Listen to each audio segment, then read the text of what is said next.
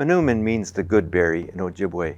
In English, it's called wild rice. It's an important food source for Ojibwe people and has a prominent role in our history.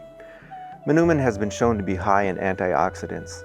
Antioxidants are believed to protect against aging and reduce the risk of several diseases. Manomin is rich in dietary fiber, which can help keep cholesterol low and can help digestion. Wild rice is a gluten-free grain and a good source of minerals, vitamins, and folate. Those have been shown to protect against chronic disease and improve bone health and boost energy. They may also potentially help reduce birth defects.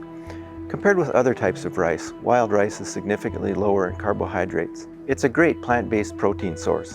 Diets high in whole grains like wild rice may decrease your risk of type 2 diabetes. The glycemic index is a measure of how high a food spikes your blood sugar. The glycemic index of white bread is 100. The glycemic index of wild rice is 57. Wild rice is a great substitute for pasta, rice, or potatoes. There are a variety of dishes, soups, salads, casseroles, and even desserts that have wild rice as a basis. Tashia Hart's book, The Good Berry, has recipes and stories of wild rice harvesting. The full benefit of wild rice is realized when you harvest it yourself.